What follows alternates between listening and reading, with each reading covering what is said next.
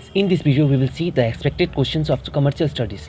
ठीक है, चलिए पहला देखते हैं। पहला क्वेश्चन क्या है, एमसीक्यू देखेंगे। ठीक है, एमसीक्यू पहले देखिए क्या है, उबेनिमा फाइट the principle of insurance means. उबेनिमा फाइट का मतलब क्या होता है, देखिए पहला क्या है, अटमोस्ट गुड फेथ, दूसरा है कॉन्ट्रीब्यूशन, तीसरा है सबरोगेशन, तीसरा डी है मिटिगेशन ऑफ लॉस।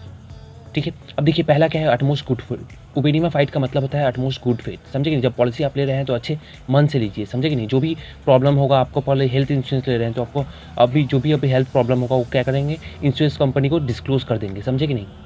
नेक्स्ट देखिए क्या है, safety of capital is an expectation of. देखिए सेफ्टी ऑफ कैपिटल रहेगा, किसका एक्सपेक्टेशन है, पहला एम्प्लॉयज़ का, दूसरा क्रेडिटर्स का, तीसरा सोसाइटी का, डी क्या है, एम्प्लॉयर्स का। तो ठीक है, safety of capital contributed expectation है किसका होगा, एम्प्लॉयर्स का होगा। ठीक है, तीसरा नंबर देखिए, मार्केटिंग क्या है, मार्केटिंग क्या है, प्रोडक्शन ओरिएंटेड है, डिस्ट्रीब्यूशन ओरिएंटेड, कस्टमर ओरिएंटेड है, डिमांड ओरिएंटेड। हम लोग सभी जानते हैं मार्केटिंग क्या है, कस्टमर ओरिएंटेड है, क्योंकि कस्टमर के ऊपर फोकस करता है, समझ में आया कि नहीं। और प्रोडक्शन ओरिएंटेड क्या होता है, सेलिंग होता है, समझ में आया कि नहीं।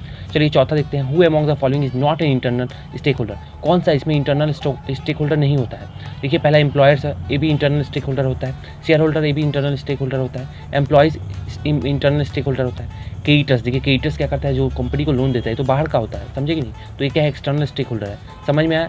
तो डी हम लोग का आंसर सही हो जाएगा। ठीक है, पांचवा देखिए, which of the following is not considered as a consumer right. कौन सा इसमें कंज्यूमर राइट नहीं है। ठीक है, पहला देखिए right of freedom of speech, दूसरा है right to consumer education, C क्या है, right to be informed, D है राइट टू सेफ्टी। अब देखिए बी सी डी तीनों राइट्स क्या है, कंज्यूमर का राइट्स है। फ्रीडम ऑफ स्पीच ये कहाँ से आ गया, कंज्यूमर का राइट्स में। ठीक है, तो पहला वाला हो जाएगा। ठीक है, छठवां नंबर देखिए, dash and intangible benefits utilities and satisfaction which are offered for sale. कौन सा है जो इंटेंजिबल बेनिफिट है। ठीक है, देखिए पहला क्या है, प्रोडक्ट है, ये भी टेंजिबल है, मार्केट ये भी टेंजिबल है, प्राइस टेंजिबल है, सर्विसेज क्या है, इंटेंजिबल है, जिसे हम लोग देख नहीं सकते, समझे कि नहीं, आया कि नहीं समझ में। चलिए सातवां नंबर देखते हैं, distribution of free samples, price contest, clearing sales are examples of. देखिए हम लोग को पहले ही पता है, फ्री सैम्पल्स, प्राइस कॉन्टेस्ट ये सब कब होता है, सेल्स प्रमोशन का टेक्निक है, समझे कि नहीं।